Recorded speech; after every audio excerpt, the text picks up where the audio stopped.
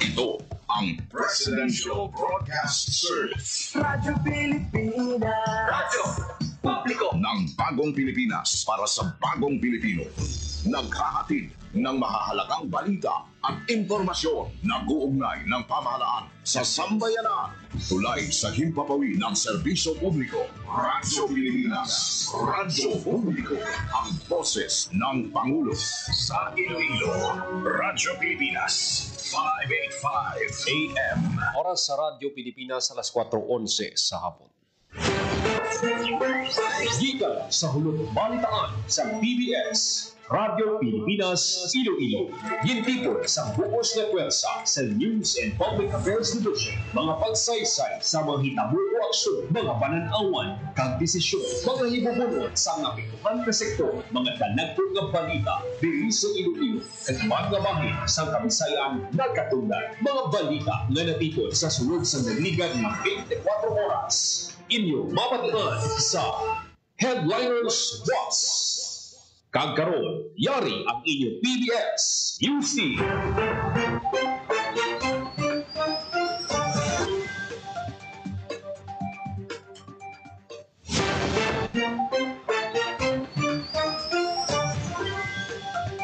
Mayong hapon, ini ang Headliners Boss, Martes, Setyembre 16, 2025. Inang inyo tagbalita, Joseph Paul Nobleza Tarosa. Kagkaroon sa mga Pangulong dinalan. Seafood kabiwa ng Pangulo ginbuksan sa Iloilo mga produkto sa mga mangisda sa Western Visayas mabakal sa mas barato nga presyo. Handog ng Pangulo, madinalagon ni ginhiwat sa Western Visayas. Ginaduso nga blockchain technology ni Senator Bam Aquino ginasuportahan ni City Mayor Raisa Treñas. Antique Provincial Board ginaprobahan ang 163 million pesos nga supplemental budget. Alon sina kabuhayan Convention and Bazaar sa DSWD ginbuksan sa Iloilo Provincial Capital. 2 milyones pesos nga balor sa shabu na kumpiska sa 24 oras nga anti-drug operation sa Police Regional Office 6. Siyam ka motorbangka na kumpiska sa asod-asod nga operasyon kontra illegal nga pagpangisda sa probinsya sang Iloilo. Ika sa 62 nga Fish Conservation Week ginasaulog sang BFAR 6. Honest driver sa Guimaras, ginbalik ang nadula nga coin purse nga may unod nga masobra 10,000 pesos. Anom ka native pigs gin turnover sa Office of the Provincial Agriculturist sa mga indigenous people members sa Banwa sang Hamtik. Kagkaroon sa detalye na sang aton mga balita. Radyo Pilipinas. Radyo Pilipinas News. Ginbuksan sa mga Martes sa Sunburst Park sa Iloilo City ang seafood kadiwa ng Pangulo. Ginatanyag sa aktibidad ang mga ginapabugal nga produkto sa mga mangisda sa Western Visayas kangay sa mga preskang isda, lukos, talaba, kag kasag, mabakalman ng asin, ginamos, uga, kag iban pa nga ginproseso nga produkto. Ang seafood kadiwa ng Pangulo isa sa mga aktibidad nga ginapangunahan sa Department of Agriculture, Bureau of Fisheries and Aquatic Resources 6 bilang kabahin sang selebrasyon sang Fish Conservation Week. Sa rehiyon Magalawig, tubto Biyernes, Setyembre 19 ang seafood kadiwa ng Pangulo sa Iloilo. Radyo Pilipinas. Radyo Pilipinas News. Madinalagon nga giniwat ang handog ng Pangulo program sa September 13, 2025 sa Pavia, Iloilo. Ang Department of Health Western Visayas Center for Health Development ang isa sa mga ahensya ng gobyerno nga nagbuylog sa programa. Sa diin nagduso ini sa mga tinutuyo sang Universal Healthcare Act agud masigurong pag-angkon sang kalidad nga serbisyo sa pag-atipan sa ikaayong lawas para sa tanan nga mga Pilipino. Ginasuportahan sang National Nutrition Council Western Visayas ang aktibidad pagi sa pagserbis ang masustansya nga rice porridge kag masustansya nga cookies nga ginhatag sa mga scaling up nutrition partners, partikular ang Waffle Time Foundation Incorporated para sa 1,000 participants pagputayan sa diet counseling gamit ang Pinggang Pinoy para sa tanan nga edad kag pagpasanyon sang 10 kumainments. Nagkaaguman ang pumuloy sang libre nga serbisyo sa ikayong lawas para sa konsultasyon, pagbakuna, pag-atipan sa ngipon, pag-usisa sa ikayong lawas, kag mga programa sa ikayong lawas. Para mga ginaduso ang pagpakigbato sa malnutrisyon kag ginapabaskog ang panawagan para sa kalusugan at nutrisyon para sa lahat. Radyo Pilipinas. Radyo Pilipinas News. Ginaduso ang blockchain technology ni Senator Bam Aquino ginasuportahan ni Iloilo City Mayor Raisa Treñas. Detalye sa balita, Janelle Baclay. Radyo Pilipinas. Radyo Pilipinas. Report. Ginagawa ni Iloilo City Mayor Raisa Treñas ang proposal ng Senator Bam Aquino sa pag-adapt sa blockchain technology sa pagmonitor sa budget sa gobyerno sa pila ka mga proyekto. Sunod sa alkalde, dapat mabulig siya sa kampanya sa good governance, transparency, kag accountability, agad babalik ang pagsalig sa tao sa paggamit sa government funds sa mga proyekto alin sa damayas sa dalagko ng mga projects. Nagapati ang alkalde nga deserve sang full support ang ginaduso nga blockchain technology agad mabantayan sa pamuluyo ang pondo kag proyekto sa gobyerno. Para sa Bagong Pilipinas, Janelle Baclay, Radyo Pilipinas, Radyo Publiko. Radyo Pilipinas. Radyo Pilipinas News. Inaprubahan sang Antique Provincial Board ang supplemental budget na nagabalor 163.49 million pesos para makover ang salary increases for regular employees, sweldo for contract of service workers kag funding para sa upcoming 51st Binirayan Festival. Sa giniwat nga regular session sang Monday sa new legislative building sa Nguyang Panlalawigan, ipasar ang supplemental budget number 4 for fiscal year 2025 sa third and final reading. Ang pinakadako nga alokasyon naglabot sa 103,402,245 pesos ang magkakadto sa sweldo sa provincial government employees, utilities, and other operational expenses. Ang budget magasuporta man sa implementasyon sang first-class province salary rate adjustment, granting a 5% basic salary increase para sa kapin 1,300 ka regular employees, retroactive tubtob humalin sa January 2025 na nagabalor sa 31.8 million pesos. Dugang pa ang SP na prubahan man ang pag-release ng 8.55 million pesos para sa second tranche ng step increments sa idalom ng Salary Standardization Law effective October 2022-2025.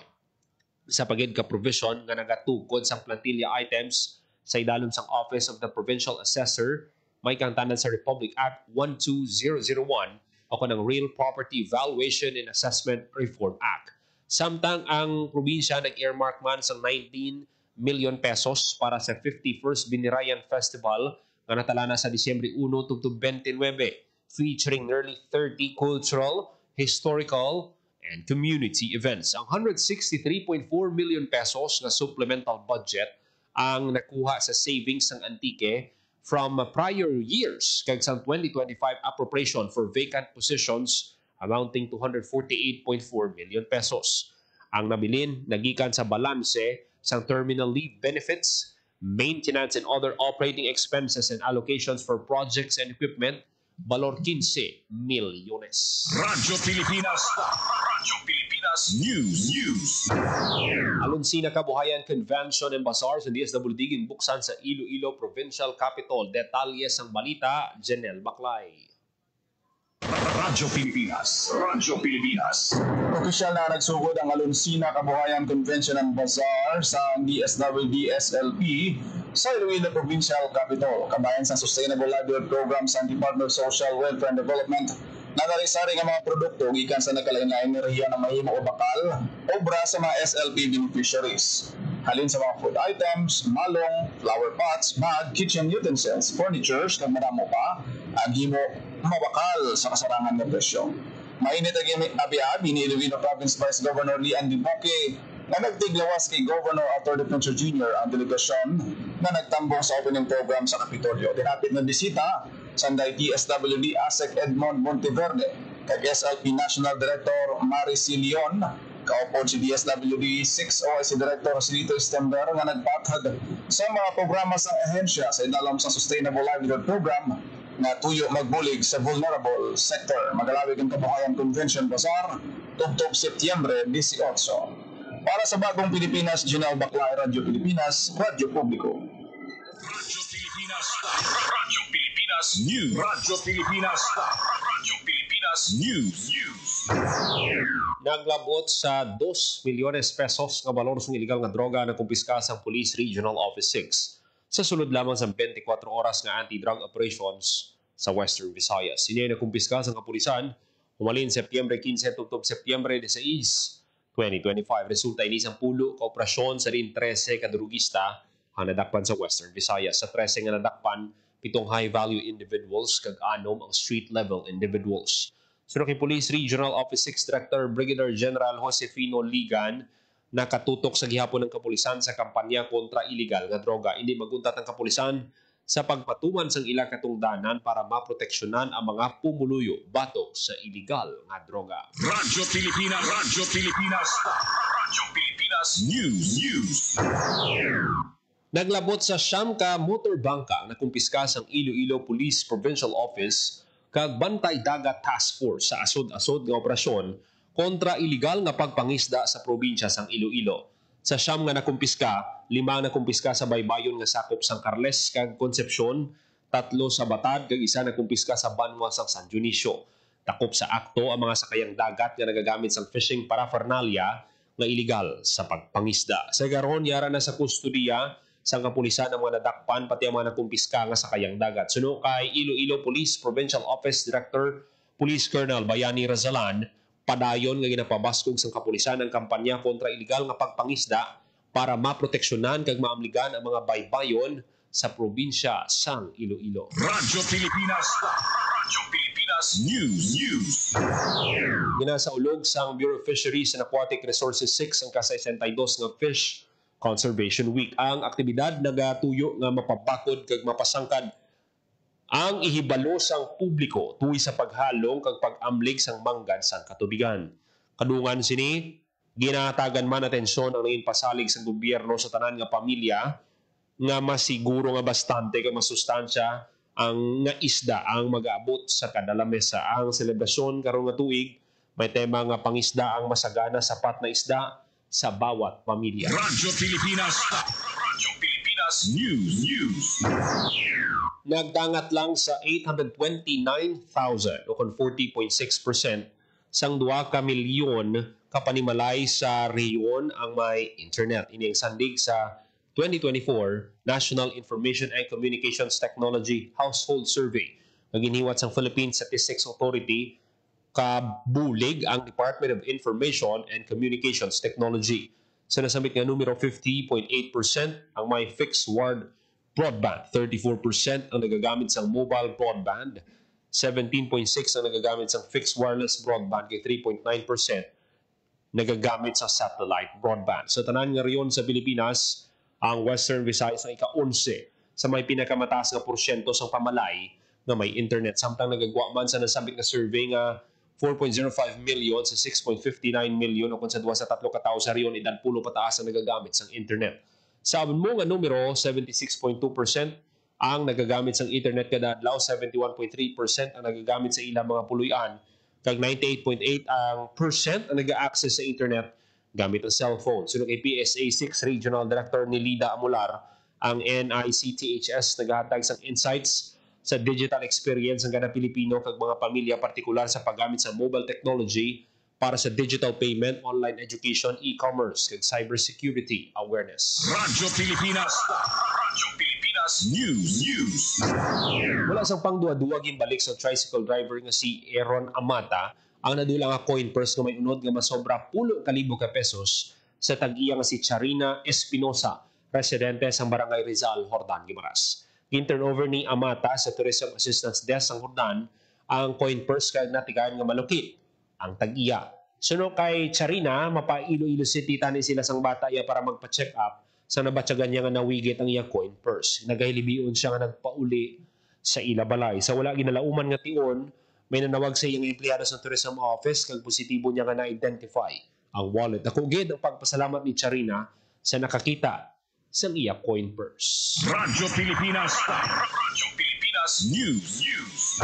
I-turnover sa Office of the Provincial Agriculturist ang 6 ka native pigs para sa mga miyembro sang indigenous people sa Barangay Masanag, Hamtik. Ang distribusyon ang natigayon pinagi sa request sang sangguniang panlalawigan ni SP Haseba Recuperto nga nagatuyo nga buligan ang palangabuyan kag cultural practices sa komunidad. Ang distribusyon ang gintambungan ni Vice Governor Genevieve Lim Reyes, Community Development Officer 3 Charlene T. Rosales, NCIP Antique Aklan, kag punong barangay Roy Lunasco kag Tribal Leader Ramin Hampmili. Radyo Pilipinas. Radyo Pilipinas News. 26 minutos magaligat sa takta ng alas 4 sa hapon.